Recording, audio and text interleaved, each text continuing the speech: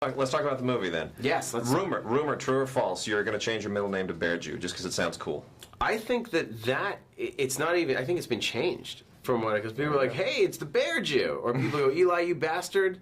That might just officially be my name. But I've always had some sort of animal nickname assigned to me, whether I wanted to or not. I found out halfway through high school there were two girls that were calling me Wolfie. I don't know where that came from. Then on Hostel, one of the Slovak extras saw me in a tank top and referred to me as Gorilka, which I guess I found out was Slovak for gorilla. And my girlfriend once said, oh yeah, I had a dream that we had babies and they were little monkeys. So I've always been associated with some sort of furry animal. So Bear Jew seems like the next natural evolution of that. As opposed to Jew Bear, which is just sort of cuddly. Not yeah, that sexy. Jew Bear, Jew Bear the bear. Kind of, yeah, the Jew Bear. Yeah, Bear Jew is a little better. Now we heard another rumor. You had that Quentin lets you direct some scenes in the movie.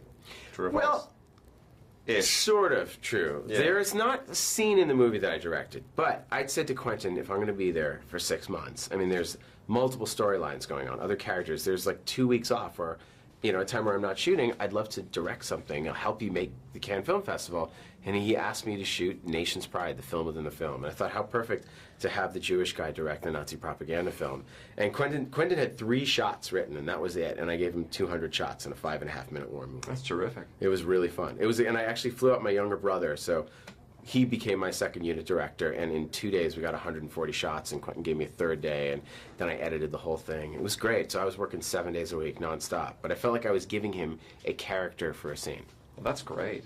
Yeah, Quentin said if I had done this, it would have been like just a couple shots of guys firing guns, but you really made a war movie. Now, what were the films that kind of, were you trying to model that on anything in particular? Yeah, we had watched the Leni Riefenstahl films, and I'd seen some of the propaganda movies, but it had to have sort of that hammy acting and those kind of gunshots, and that was part of the fun of it, was shooting it in that style and shooting black and white. But there we were, 20 guys in 2 days, and we're just throwing them off buildings and running around. We had fake bodies. We made it seem like there was a huge pile of bodies. I think the whole piece is going to be on the DVD. I would hope. But Quentin only needed 20 or 30 seconds for the movie, so I just gave him more than he could ever use. But otherwise, you can turn off that directing hat when somebody else is directing you? Yeah, definitely. When it's Tarantino directing me, I could turn off that directing hat. I mean, when you're going in as an actor, you know what you're getting into. And I said I wanted to be the dream actor I wish I had. I just fully threw myself into the part. I put on almost 40 pounds of muscle. I went back to Boston, where I grew up, and only talked in my accent and created the role and created the character. And I just became possessed by really, really giving him everything 100% and never leaving. All right. So Eli, I was a little worried in the film. Boston accent, baseball bat, are you a Red Sox fan? Well, considering that I grew up in Boston, I was actually born with a baseball bat in my hand. And I grew up in the 70s going to Fenway Park yelling, Yankees suck! Yankees suck! So, yes, I'm a huge Red Sox fan. Mets fan, good or bad? Be honest.